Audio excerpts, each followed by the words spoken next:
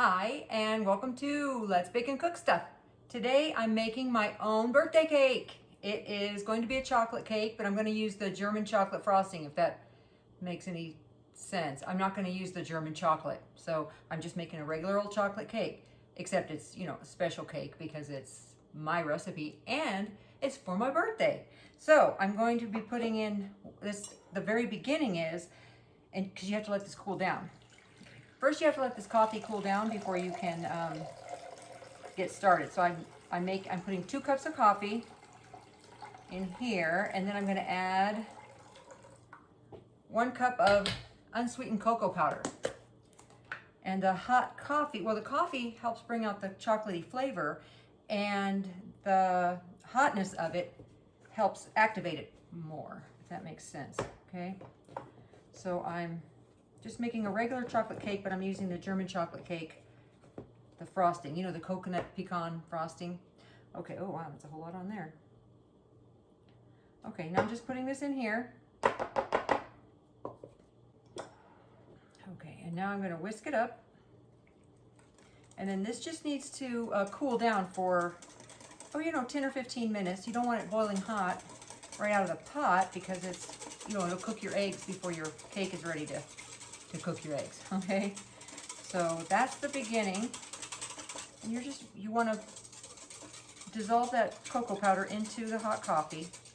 Now, you could use hot water. If you didn't want to use coffee, you could use just plain old hot water.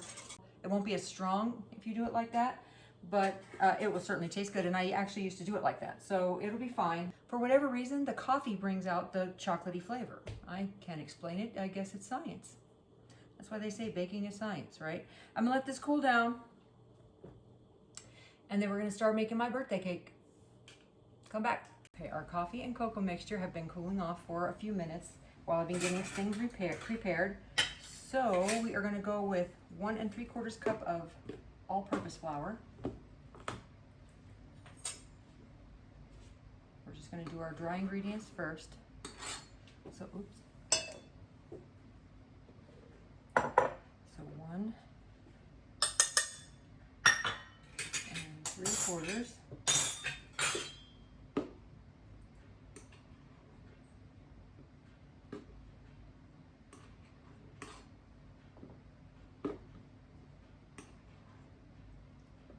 And then 1 whole cup of whole wheat flour. You can do all-purpose flour if you like.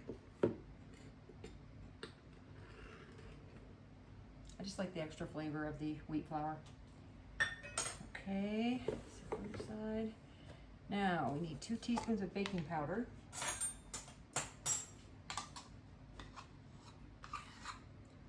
1, 2. 1 1/2 teaspoons of baking soda.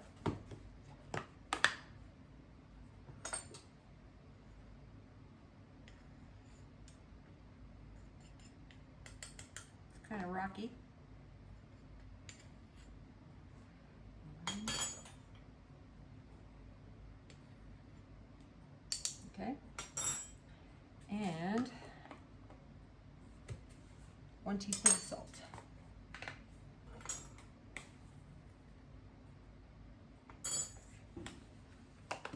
I'm going to whisk these up. Those of you who prefer to sift, this is where you would be sifting.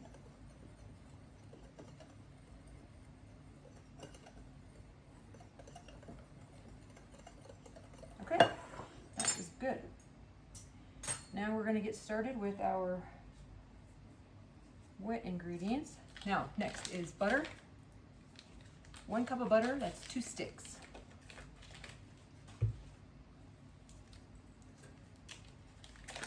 You want these softened. You don't want to put them in there too hard, okay? Okay, we're going to whip that butter up first. Okay, now that the butter's all softened, we're going to add 1 3/4 cup of sugar, just regular sugar. 1 3/4.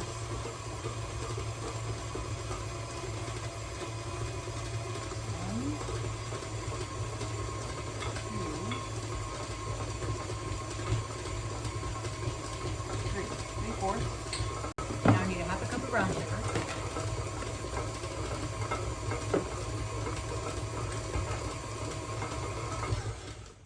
And I'm gonna turn it off and add it because it's a little bit crazy. Okay. Mixture, it started out almost like a dough, and now it's more like a creamy texture. You can see that. Okay, so that's what you're looking for, and I would say that was 5 minutes. It could have been 4. All right, now we're going to put in our eggs. I'm going to turn it on low. I'm going to add 1 egg at a time. These are room temperature eggs. Oh, 4 eggs. 4 large eggs. I always use large eggs. I'm gonna let that go for, put it up on medium for about a minute. I want nice fluffy cake. It's gonna incorporate some air. Okay. Now we have our flour mixture here that we whisked with our other dry ingredients. I'm gonna add 1 tablespoon of vanilla to this coffee mixture. And this is the coffee and the cocoa. Kind of like a mocha drink, but there's no sugar in it. You would not want to drink this. Oh, unless you're into that sort of thing.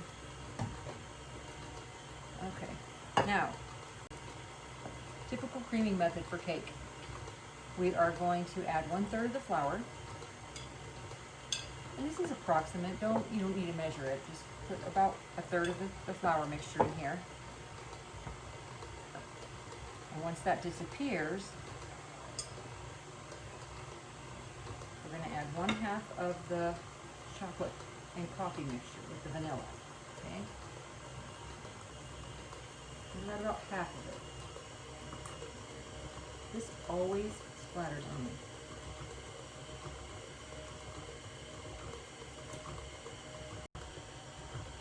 Okay. And this is on the lowest speed. So now what I'm going to do, I'm going to add a little bit of the liquid.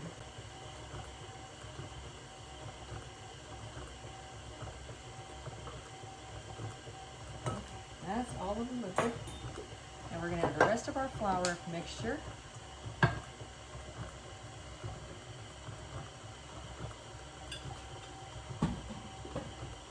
going to wait until that flour disappears. And then we're going to scrape the sides and the bottom, and then we'll give it one quick mix.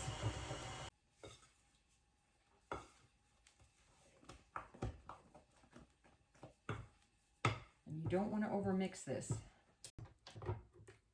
So I have 4 pans that I have greased, and I dusted them with cocoa powder instead of flour. And you want them as evenly as you can get them.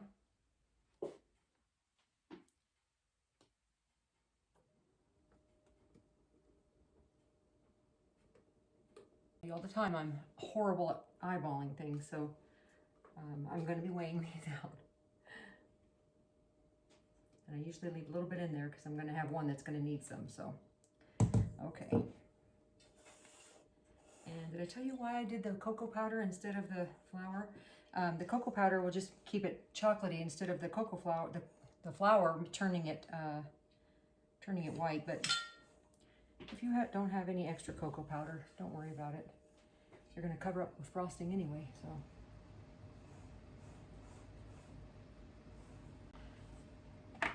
Okay, I'm going to weigh these out, make sure that they are pretty close in weight, and then they're going to bake for 30 minutes, or, around 30 minutes. I'm going to probably check them at about 28 minutes.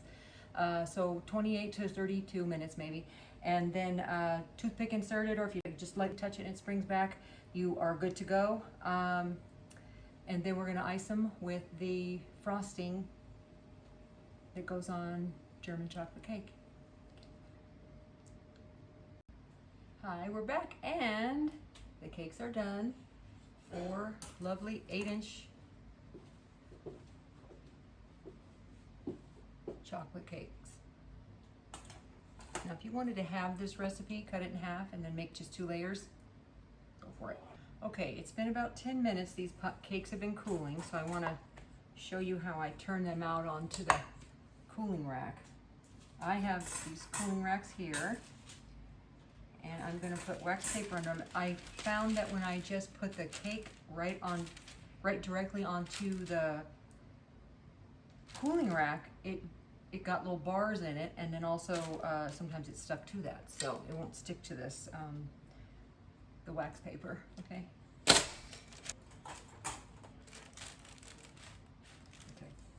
All right, 1, 2, 3. All right, here we go. All right. That one worked out good. Or is it well? That worked out well. Okay. There we go.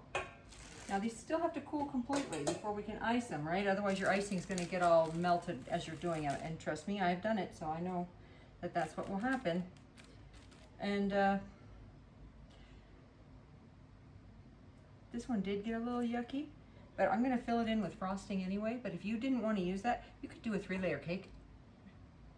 So, but I mean, I'm not that big of a perfectionist. This cake is just for me for my birthday. Well, no, I'm not going to eat it all by myself, but it's just for my birthday. So I'm not tripping. If I was selling it to a customer, then I guess I would bake it over or fix it better, but it's just for us. So I'm not tripping. I'll be right back soon. Well, I'll be back in maybe about an hour after these cool completely. And then we're going to make some buttercream frosting. And then we are going to frost my birthday cake. Gonna party like it's my birthday. Okay, now we're into the buttercream phase of this delicious chocolate cake. What I shouldn't be calling it German chocolate cake. It's a German chocolate style of cake, so I'm not using the German chocolate. It's a chocolate cake with coconut and nut topping or frosting. I'm putting 1 cup of shortening in here. You can use butter. That's nice and creamy. Now we're going to add a tablespoon of brewed coffee. This is not warm. I mean, it's not hot, but it's not cold either. This is evaporated milk. I have it left over from making the nut and coconut frosting, so I'm just using evaporated milk. Just use regular milk if that's what you have. Now I'm going to put in 2/3 of a cup of unsweetened cocoa powder. Okay, give it a stir.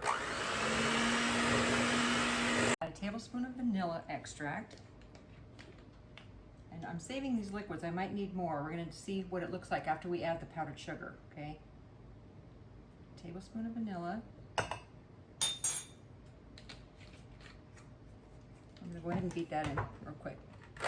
Now, I'm going to need up to 4 cups of powdered sugar. Now, if you've made frosting before, you know that sometimes you need 4 cups, sometimes you need 3.5 cups. You know, it's very weird, but I'm going to start with 2. I know I'll need at least 3, but I'll probably need, 4. So I'm going to put 2 in. We'll see how it looks, how the consistency is with that. You might be adding some more liquid as well. Yeah, that's pretty stiff. I'm going to put another tablespoon of milk and another tablespoon of coffee.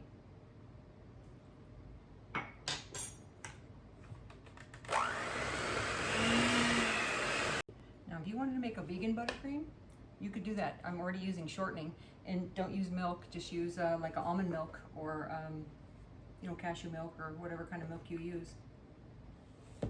You could actually use water if you needed to, or more coffee. It would be more like a mocha frosting.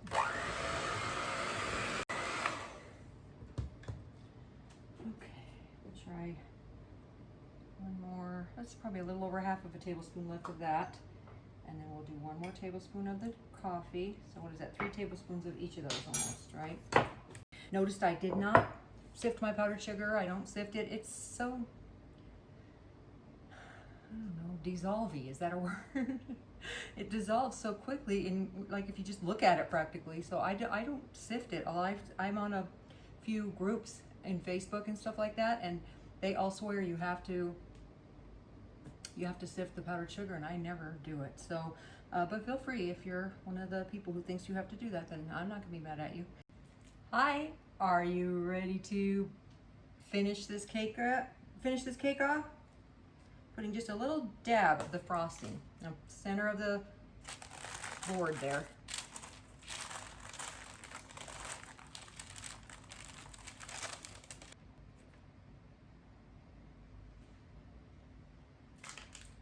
Okay, so I'm just going to make a ring around the edge, and that's going to just help seal in that coconut walnut frosting once I put it on here. Okay,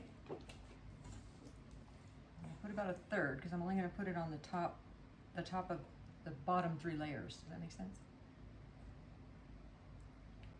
Okay, get this one on here. Oh, there's some crumbs. All right, I'm just going to flip it over right on top. This is super moist cake.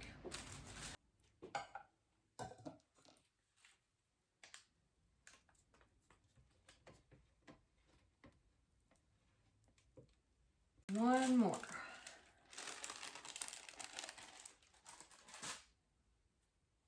Now, if you're a perfectionist, you can flip it over like this. Okay, I'm showing you a professional thing nobody knows besides professional cake decorators. I'm putting these straws in here. This cake is so moist that it's actually falling apart.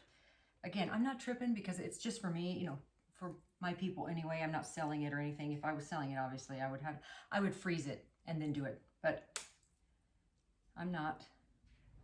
You put these straws in here and this will help keep it together. Just remember to remove them when you go to serve the cake. If you've had a cake from a bakery, you've probably seen those dowels in there. They sometimes put wooden dowels. I'm using straws. So.